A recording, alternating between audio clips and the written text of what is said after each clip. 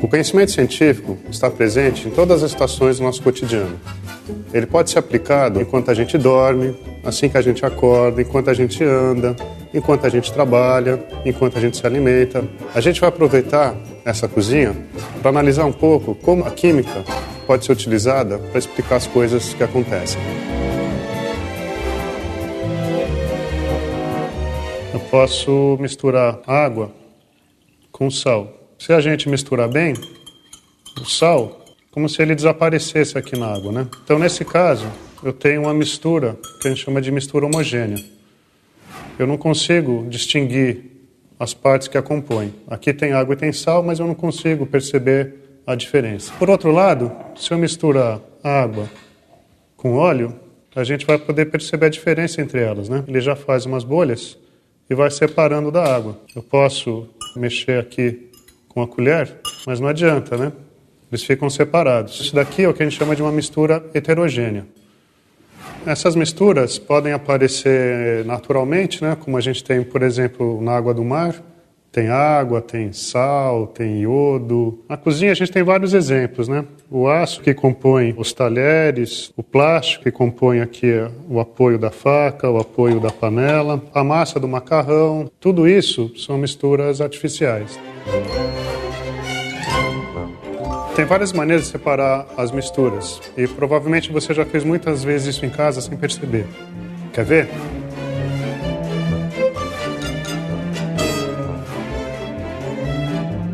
Uma maneira de separar substâncias é um processo chamado catação. Esse processo ele também é bastante utilizado em casa. Quando a gente vai fazer aquele feijãozinho, por exemplo, é muito comum a gente ir separando ali os feijões que não estão tão bons, daqueles que estão bons, e a gente então vai usar para fazer o almoço. Outro processo de separação de mistura, a gente chama de decantação. Ele é muito utilizado também em estações de tratamento de água, né, para melhorar a qualidade da água. Esse processo também ele pode ser exemplificado aqui na fritura do ovo. A decantação em si consiste na separação de materiais que têm densidade diferente. Então, no caso do ovo, enquanto a gente deixa aí o ovo fritando, o ovo frito ele vai ter uma densidade menor do que a do óleo na qual ele está sendo preparado. Dessa maneira, ele flutua no óleo. E uma vez que ele está flutuando, é fácil a gente separá-lo. Aqui, no caso, já dá para reparar, quando o ovo vai ficando pronto, ele pode navegar livremente aqui sobre o óleo. Agora que já esfriou, acho que dá para a gente experimentar esse ovo, né?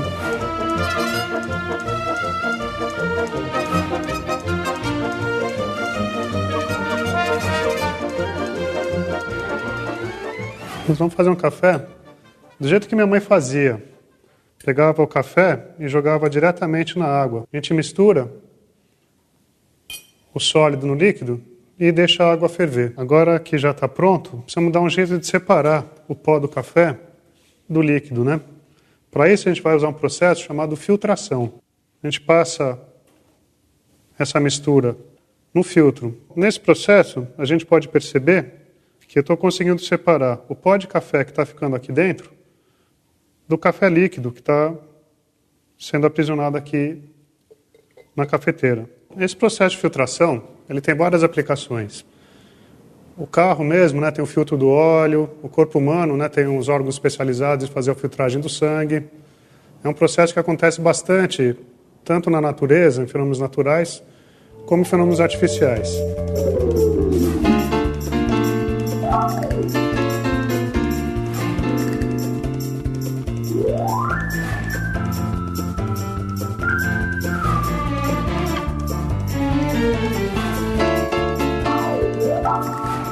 A gente já sabe que quando o nhoque está flutuando, é porque ele está pronto para comer. Aí você separa uma parte da outra. Aí é fácil separar, né? Outra maneira de separar sólidos que tenham tamanhos diferentes é utilizar um método chamado peneiração. Quando a gente quer fazer, por exemplo, um bolo, a gente muitas vezes peneira a farinha para separar a farinha fina de algumas impurezas que ela pode conter. Depois de um pouco de peneiração, a gente consegue então separar.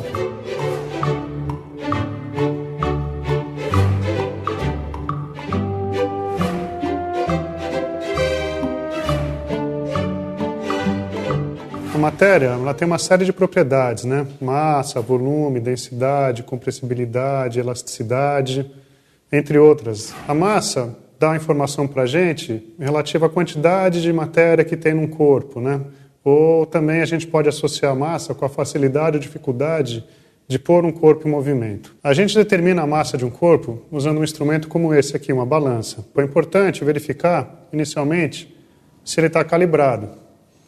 Depois, a gente vai lá e determina a massa do corpo, né? No caso aqui desse papai, a gente pode ver que ele tem aproximadamente 400 gramas de massa. Não são só os sólidos que têm massa, né? Os líquidos também têm. O copo, que é de vidro, ele tem uma determinada massa. Está ali, aproximadamente 200 gramas. Eu posso encher esse copo com determinado líquido e aí eu vou determinar a massa do líquido. Veja que à medida que vai aumentando a quantidade de líquido no copo, a massa também vai aumentando. Agora eu tenho aqui quase 600 gramas. A massa é uma propriedade universal. Se eu levar esse mamão para a Lua, por exemplo, ele vai continuar com esse mesmo formato e com a mesma massa. O peso dele vai diminuir, apesar dele ter a mesma massa. Não adianta você pensar em mudar para a Lua e achar que emagreceu. Apesar da balança mostrar um peso menor, a sua massa vai continuar a mesma.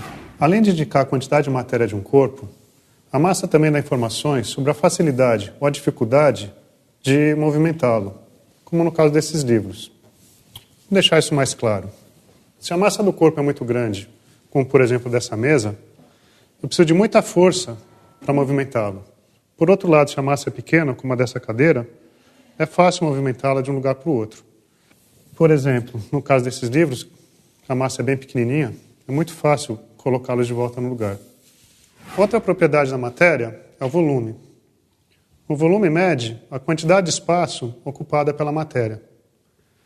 Para determinar a quantidade de espaço, a gente usa copo graduado. O volume, que é uma medida de espaço, pode ser feito em metros cúbicos, pode ser feito em litros. Aqui a gente vai medir em mililitros. A gente pode pegar uma certa quantidade de leite, que eu vou medir em 200 ml. Eu posso colocar esse leite num copo e perceber que ele vai até uma certa altura. Eu vou pegar de novo 200 ml de leite e vou colocar num outro recipiente. De novo 200 ml de leite, a gente coloca nesse recipiente. A gente pode perceber que mesmo estando em alturas diferentes, o espaço ocupado pelo líquido, no caso leite, é o mesmo, são 200 ml. A gente geralmente associa volume a líquidos. Se eu pegar esse limão, eu posso determinar o volume dele. Eu coloco 200 ml de água aqui nesse recipiente e mergulho o limão nele. A gente pode reparar que o nível da água subiu. Agora tem quase 300 ml. Isso quer dizer que esse limão tem aproximadamente 100 mililitros. Quase metade do volume de leite, por exemplo, que eu botei nesse copo.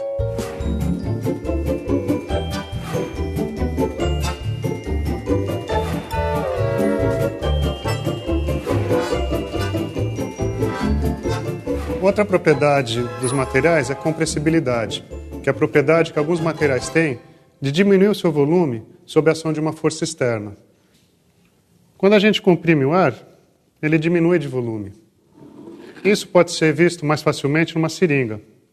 A gente pode encher a seringa de ar e apertando, a gente percebe que o ar não escapou. O que aconteceu foi que ele diminuiu de volume. Essa propriedade é a compressibilidade. Com essa luva, a gente pode mostrar uma outra propriedade dos materiais chamada elasticidade, que é a propriedade que os materiais têm de quando você elimina a ação da força externa, eles voltam para o seu formato original. Mas nem todos os materiais têm essa propriedade. Outros materiais, como esse papel, por exemplo, quando a gente faz uma força externa neles, eles mudam de forma. E você para de fazer força e eles não voltam para o seu formato original. Essa propriedade é a plasticidade. O alumínio, apesar de ser metálico, ele tem essa propriedade de plasticidade. Ou seja, a gente aplica uma força externa, muda o formato dele, quando eu paro de fazer força, ele continua no formato que estava.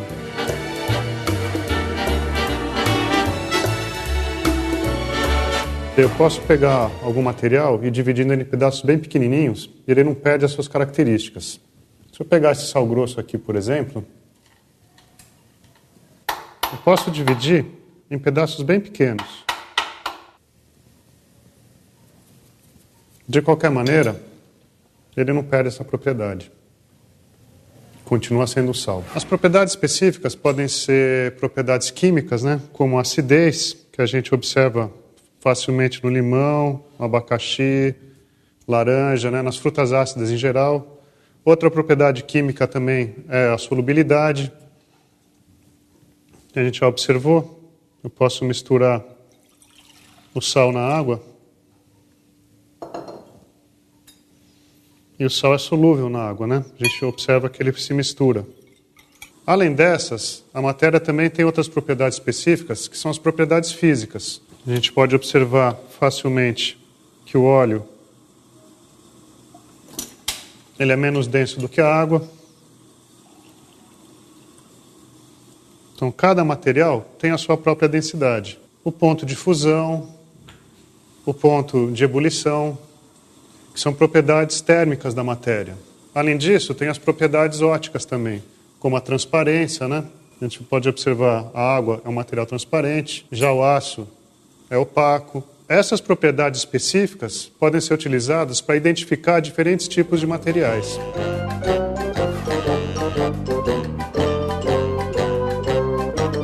Quando a gente fornece calor para um sistema, ele pode mudar de temperatura ou também mudar de estado físico. Algumas propriedades dela também vão sendo alteradas. Propriedades como o volume, a forma e, consequentemente, a densidade, né? Já que a massa dela permanece constante. A estrutura molecular do material vai sendo alterada. Aqui a gente já pode observar um derretimento completo do gelo. A água que estava no estado sólido, agora ela está no estado líquido. Fornecendo calor para essa água, a temperatura dela vai mudando até ela chegar no ponto de ebulição. Quando ela chega no ponto de ebulição, ela vai mudar de estado físico novamente, como a gente pode observar. A água no estado líquido vai virando vapor de água. Depois de hoje, você nunca mais vai olhar sua cozinha da mesma maneira, não é?